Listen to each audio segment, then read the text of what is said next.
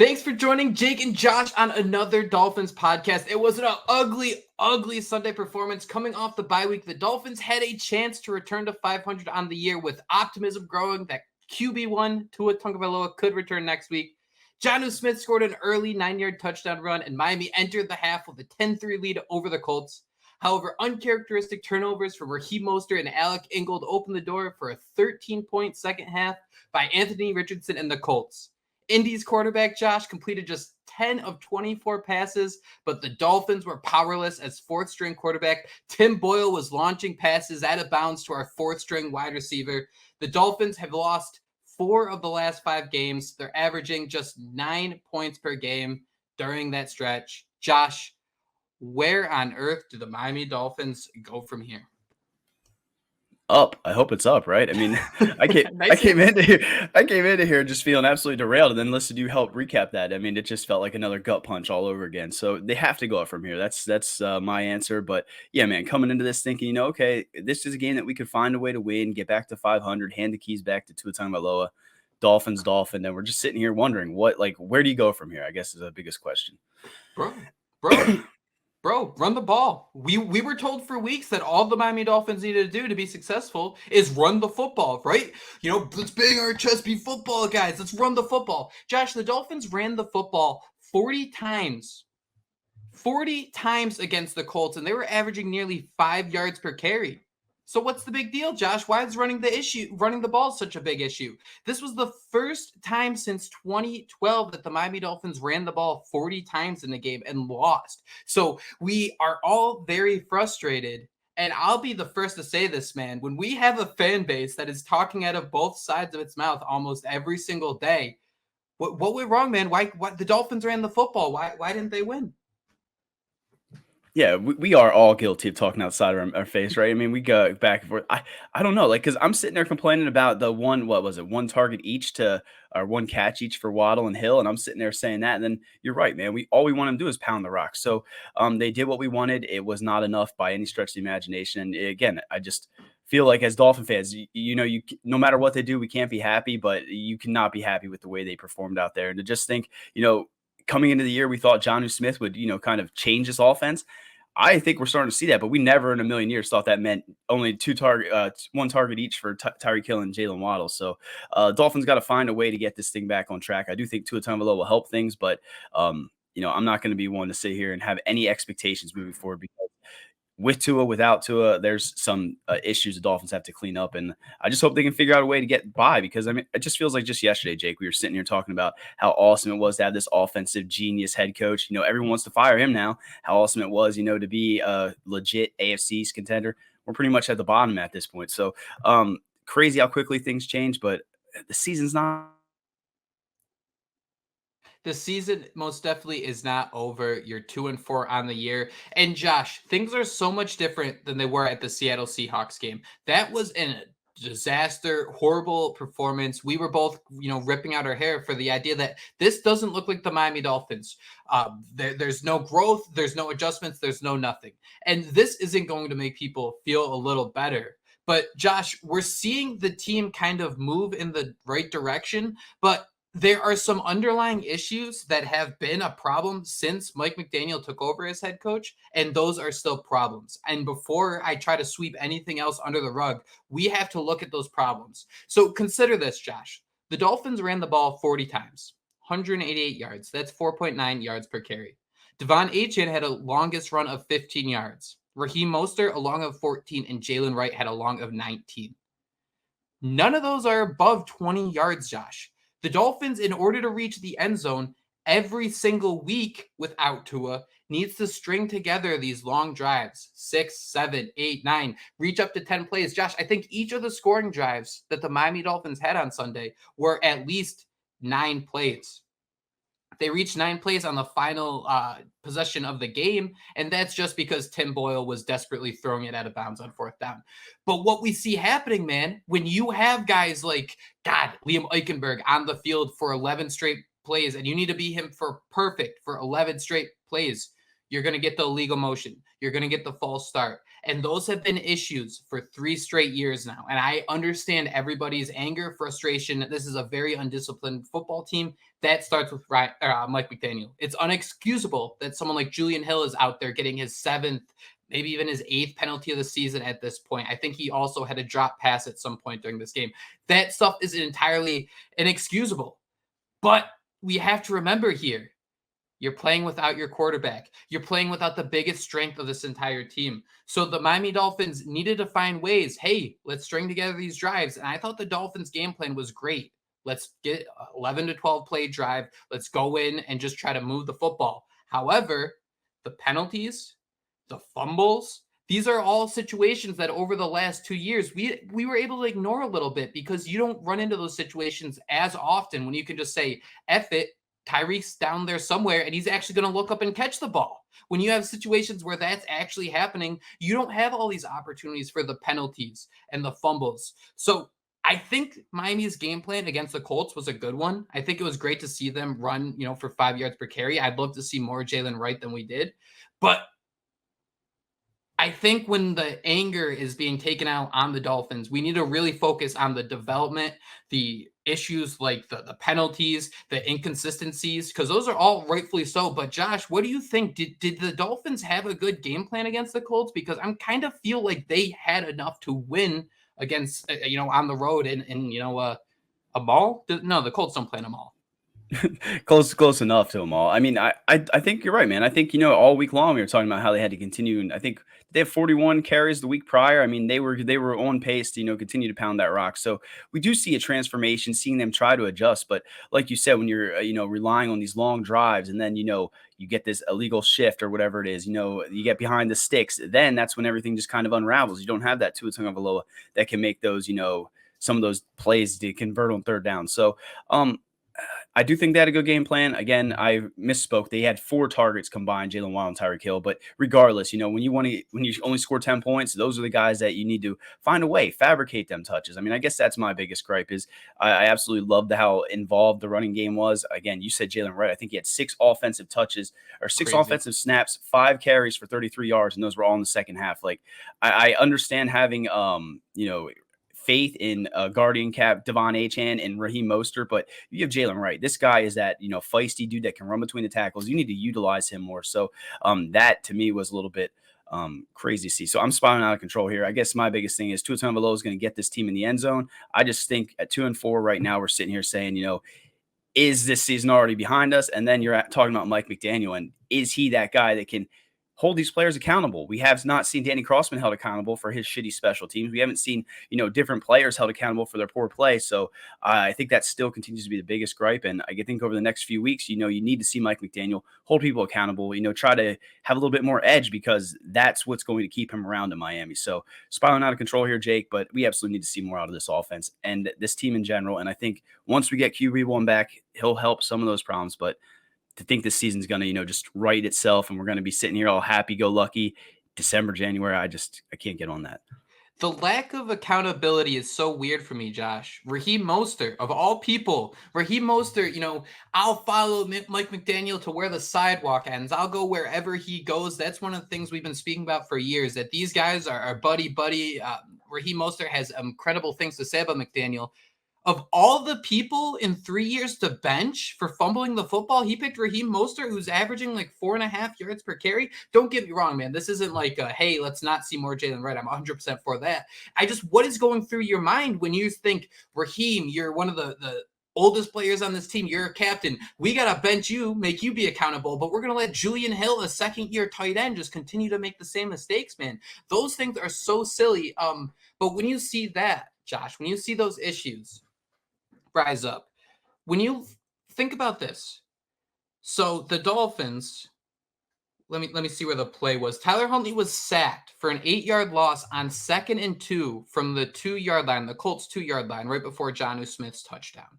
So the Dolphins are right there. I think they had a run on first down that got nothing, and then Huntley was sacked. Inexcusable. He should have thrown the ball away right away, but you're working with your third-string quarterback. He's going to make dumb mistakes. It is what it is. Mike McDaniel overcame those dumb mistakes. He had a great play call. 3rd and 10 from the 10-yard line. You don't have a lot of real estate to work with. It looked like Huntley was going to dump it off to Raheem Mostert and be like a sad tackle for a loss of 3. And then you have Jonnu Smith jump out of this pile with the ball in his hands, and he kind of scurries his way into the end zone. Plays like that, man.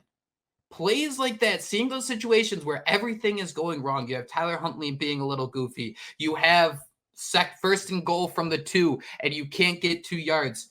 That play call, man, that play call is enough for me to say, Mike McDaniel, figure the crap out. Figure out how guys can stop fumbling the football. Figure out how we cannot have these stupid false starts. Durham Smythe holding penalties going around the corner. Figure this stuff out, because as a play caller, as someone who understands football, man, he knows what he's doing. But that play-by-play accountability has just not been there. Josh, let me take you to early in the fourth quarter. The Colts are in the middle of a 12-play drive when Richardson misses a short completion on 3rd and 4. The Colts are lining up, and it's 4th and 4 from the 4-yard line, down from 3. Anthony Richardson, Josh, completed 10 of 24 passes on Sunday. 4th and 4 from the 4-yard line. Mike McDaniel sprints down the sideline because it looks like the Colts are lining up to go for it, and calls a timeout. Josh, would you have called a timeout there? I probably would not have, but I mean, I'm a nobody, right? I probably would let the play out and, called them on their bluff, because I would not have called a timeout. Keep going, Jake. Keep telling us the story. It just feels like Mike McDaniel, the play caller, I think he knows what he's doing. The play designer, he knows what he's doing. Outside of that, man, it seems like he can get baited into some very bad situations.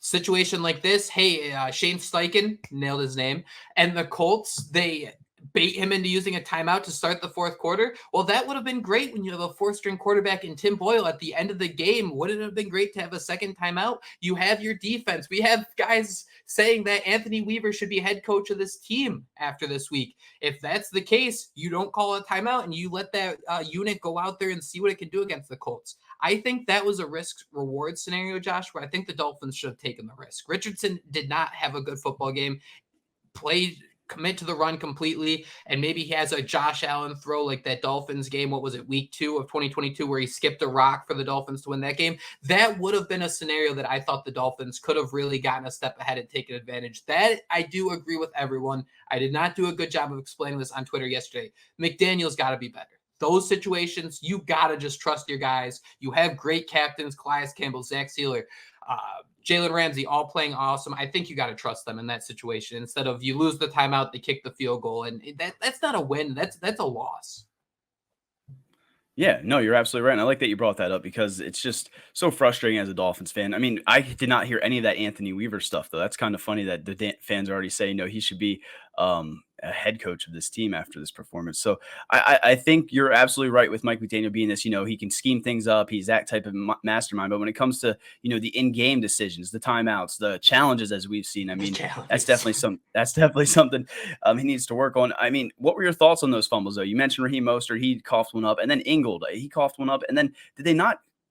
It was not the fumble. Before that, they ran a fullback dive on, what was it, 3rd and 1. They got stuffed. They come out and try to kick a 54-yard field goal with Jason Sanders. And I don't know about you, Jake, but you're just sitting there and you're like, there's no way he's going to make this, right? This is just the Dolphins, right? You just were fine taking that, trying a fullback dive. It got stuffed. In my opinion, in that situation, if you're running a fullback dive, you're probably okay going for it on 4th and 1 and, trying to pick that up. But they settled for the 54-yard field goal, doinked the clowned it, and then later on, Ingold coughed the ball up. So it's just those guys that have been so reliable, they're not going to have perfect weeks every week, but in those moments, you had to play perfect ball. And, whether it was Mostert, Ingold, that the play calling, it all just kind of went downhill for the Dolphins. And it's so frustrating when, like you mentioned, Anthony Richardson was very beatable in this game. I think no sacks. And I also have written down that Ramsey. Yeah, Ramsey had I guess they blitzed him 5 times off the edge, and he got 4 pressures. So that was some way that they tried to counter, that edge rush that they did not have, and, try to throw Richardson off his game. So I thought they, again, had a good game plan. I don't think you can discredit what the defense has done at all this season. I mean, I continue to think that they played well enough when 16 points, right, Jake? No one in the world thought the Colts could beat you if they only score 16 points at the beginning of the year. So spiraling out of control, man. I do think better days are ahead, but right now, 2-4. Again, I feel like we're falling down this rung, and I just can not wait till we hit the bottom, Acme style, and it's just this cloud of puff, and we can start climbing back out, ascending to the top, because the beginning of the year, man, it just felt like everything was setting up to be that year that we've all hoped for. And nah, man. The one defensive thing I do want to mention real quick, Josh. Did you see Chop Robinson do his best Deion Jordan impersonation? He hugged Trey Sermon in the backfield, and then he went for a 13-yard game. This isn't absolutely, like, I've been trying so hard to defend Chop Robinson for weeks. He went full Deion Jordan. And I actually shared that clip on Twitter last night of Deion Jordan like pushing Andrew Luck on a 3rd and 13 where he just runs around and gets like that. That to me was mind blowing, man. How is Chop Robinson gonna do that? Oh boy, man, that was absolutely sad. Can we go back to that field goal attempt though, Josh? So you think the Miami Dolphins should have gone for it? That you're kind of in that boat on that 4th down? I don't know. I guess that's just my new age mindset. If you're trying a fullback dive there to get cute to get that, I mean, I feel like you should then quick hurry up to the line and you should have another plan ready to go because I guess I just don't think that Jason Sanders is that good from 50 plus yards. But I bet the stats probably tell me differently. But yeah, I don't trust Jason Sanders as much as Mike McDaniel might. I like what you said there, Josh, where I think that might be part of the issue. I think the Dolphins don't get cute enough maybe when it comes to those 4th downs. Like let's have the 2 plays ready where we can run up to the line because Josh, would you believe that if I was to throw out the stats that the Dolphins have attempted 15 4th downs this season, would that surprise you? And would you be surprised to hear that the Dolphins have attempted the 3rd most 4th down attempts this season? Yeah, no, I'm definitely surprised by all this. It makes me wonder what I'm watching. Want to be more surprised? You ready? I do, yeah. Let's hear it.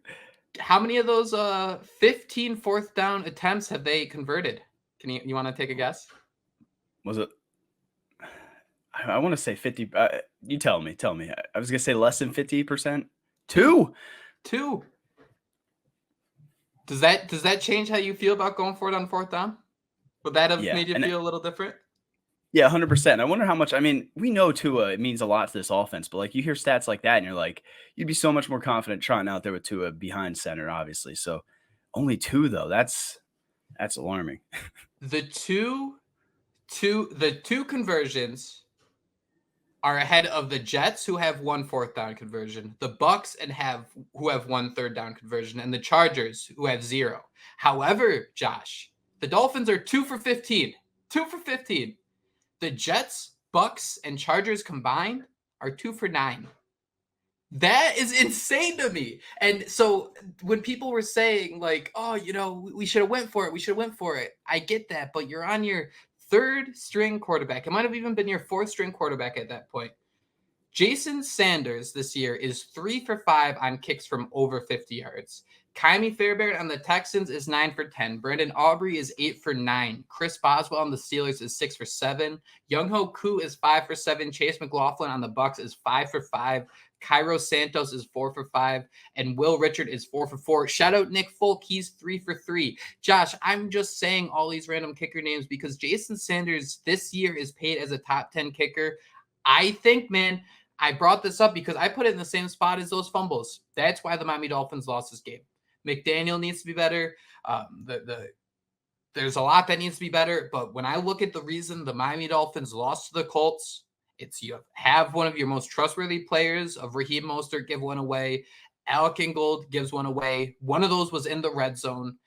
And then you have the missed field goal. You need to let your players win you some games. I think McDaniel showed some really good things in this game. That touchdown was overcoming adversity. I know nobody wants to hear it, but that sack by Huntley really put them in an awkward spot. We saw some good things. We saw the run the damn ball crowd from start to finish. But you can't run the ball if they're going to drop it, man. Because if you're going to go into this situation like, hey, let's run it 40 times and 2 of them are going to run on the ground, throw it out of bounds to Tyreek Hill instead. I don't know what else to do. You throw it out of bounds and you hope you connect on 1 out of 8 times because even then you'll still find the end zone. The Jaguars game.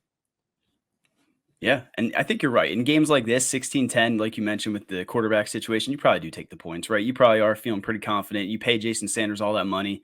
You're not going to, not go out there and try to get the points. So I can see where you're coming from with that. You mentioned Tyreek Hill. There was that one play where it looked like he brutal.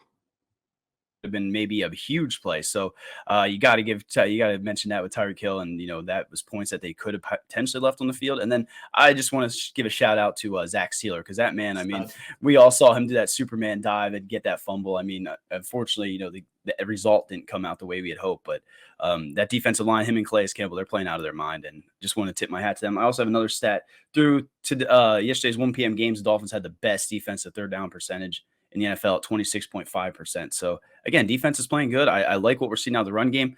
I guess to you, Jake, do you go back to this, you wouldn't go back to that pass happy type of offense that we've seen before with Tua, right? You would rely on this run game continuously. I mean, maybe not 40 touches a game, but like the ground game is what's going to, help us evolve into that team that we hope to. So do you go back to that pass happy offense with Tua Tagovailoa, or do you continue to settle pounding the rock and, hopefully open up with some of that play action, hit them deepers throughout the game?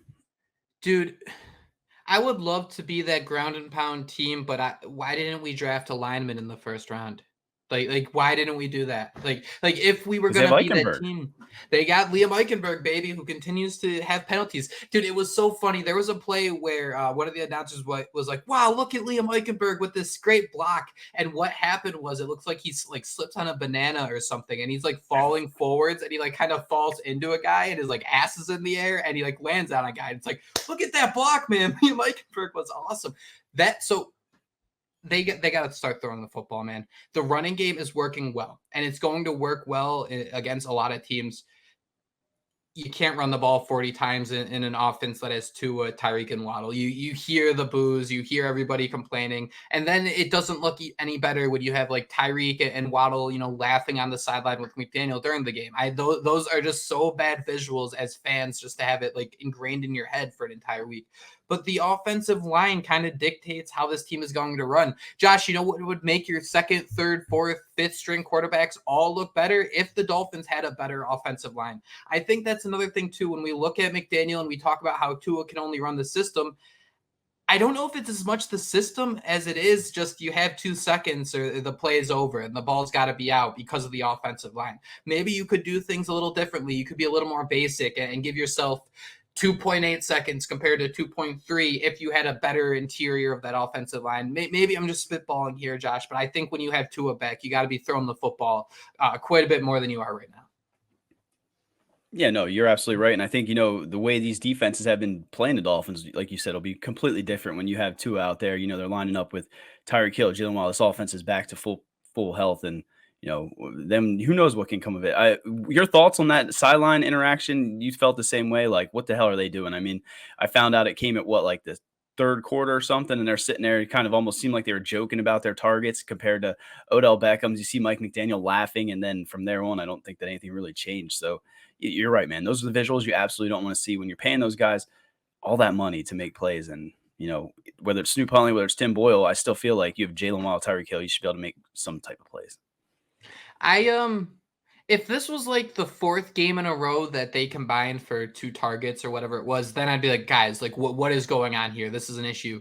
But I kind of look at this like the Patriots game, man. I look at how the game went out, and I saw a pathway to 20. And again, don't get me wrong, 20, 23 points, that's not enough to win in the NFL. But when you're facing the Colts, when you're facing the Patriots, like that's good enough, especially when you have a 3rd and 4th string quarterback. That should be more than enough to win a football game. You got to just trust your guys to do their jobs. And with that kick, man, just to go back to it, I mean, Sanders misses the kick. Colts get the short field, get the field goal just like that to tie the game. I mean, that would have been just such a difference maker, just pitting them back. That defense played so well.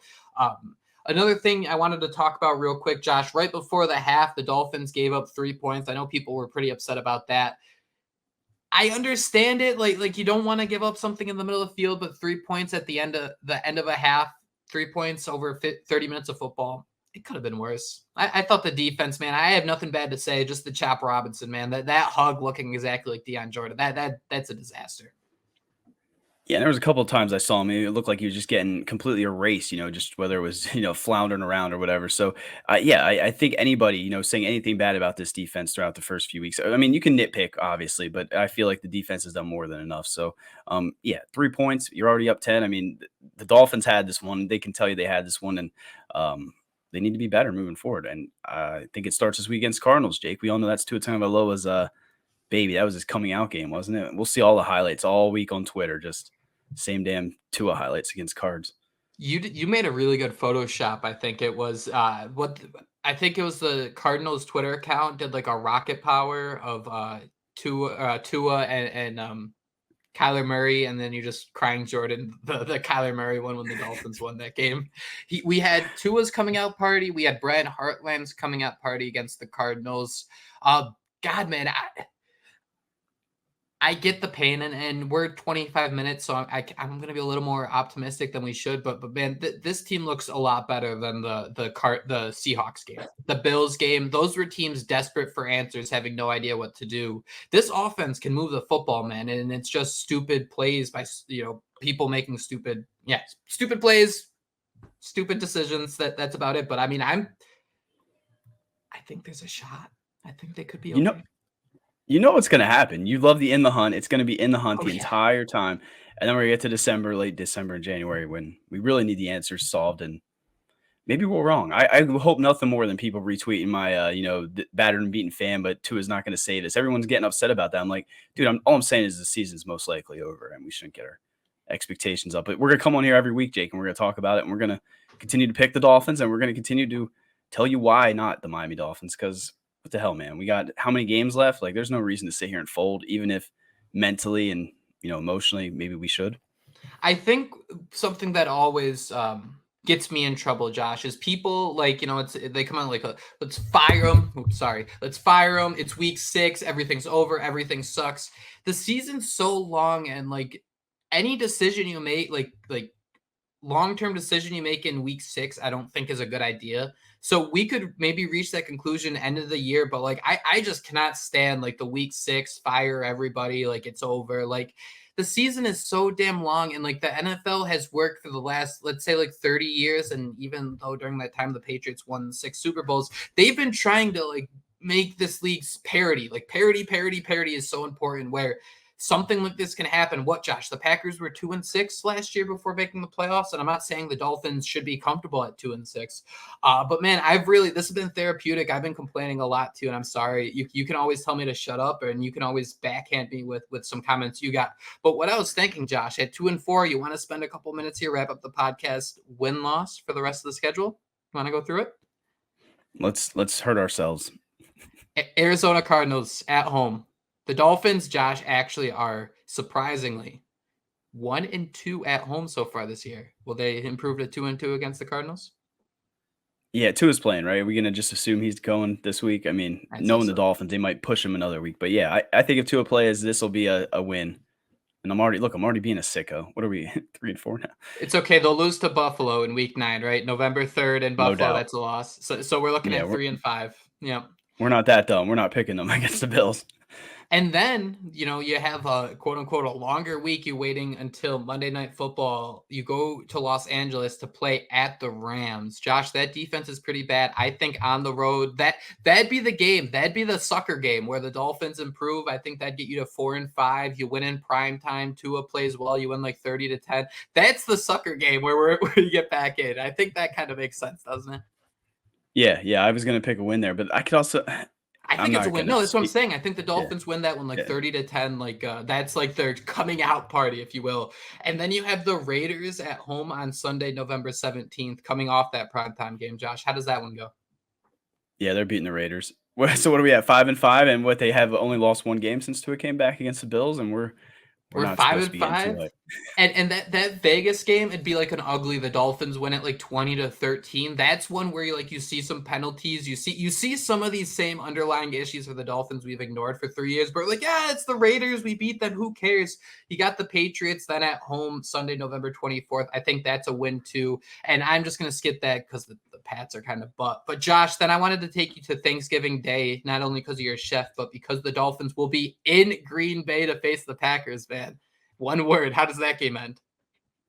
I mean, are we allowed to say a loss? Like, I feel like I'm okay to say that, right? Dude, that's such a loss. Even before the year, I was like, yo, this Jordan Love Tua thing, everyone's going to be so unbearable. But right now, man, with the way the Dolphins are, yeah, we can call that a loss at Lambeau. So what are we, 5-6?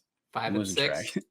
The We're Jets 6-6. I wrote down 6-5, so we must be 6-6. Sorry, 6-6 because we skipped the Pats pretty fast. So 6-6. Then you have the Jets at home on December 8th. The Jets suck, dude. I'm gonna say that's a win. I'm gonna say that's a win. Yeah, I'm just gonna keep piggybacking you. This is this season right here, Josh. December 15th and December 22nd at on the road in Houston and then at home against the San Francisco 49ers. Can the Dolphins go 1-1 in those two games? They can, but I mean, I don't think I'd put money on that. I'd be scared. I'm beaten down, man. Like they can, but I don't think they can. Does that make sense? Then you have this game's going to get flexed December 29th at Cleveland, an 8:20 game. And then you have a Jets on the road game to close the season. God, man, this screams 9-8. This it really does. At least they added a game, so we can't go 8-8 again, like good time, old time's sake, or 7-9. Yeah, man. And again, we're going to be in the hunt the entire time. And if one of these games goes, one of these games we mark down as a loss turns into a win, and then we're sitting there, 10 wins. I mean, we're sick, man. We are sickos. Don't listen to us. Don't take what we're saying for grant. Like, don't go placing any bets based on what we just said. This is why we waited. I waited till we got 25 minutes into this, and I mean, like, God, man. And I already see it coming together. Week 18 on the road in New York, a flex game to be determined. That screams like another sad, cold game. That's kind of where I look for the Dolphins to lose here, are the sad, cold games. But Josh, to kind of reel us back, that Buffalo game, Sunday, November 3rd, if the Dolphins win that, if they get to 4-4 with a win over the Buffalo Bills, there's going to be a lot of tweets deleted. And this is very dumb for me to even put into the ether because the Bills are 4-2. They're looking awesome, coming off a great win over the Titans. But I honestly just had a tweet come up in my memories, Josh, about the Dolphins beating the Pittsburgh Steelers in 2014 and then getting killed by the lowly Titans the following week just because that was so Dolphins. Like we don't know anything, and that's what makes it a little more bearable, I guess. Yeah, a little more bearable, and we always gotta for some reason we always forget at the beginning of the year, it's the NFL, right? Like people always do these predictions and things, but it's such a shit show. Anything could happen, and as we see, I mean, I don't know, man. I'm just hoping we dig ourselves out of this, and why not us? But I really enjoyed this, Jake. I feel like this is what Dolphin fans might need to get themselves through this lowly Monday, and hopefully we'll hear Tua Tagovailoa speak to the media sooner this week, right? I mean, he's back.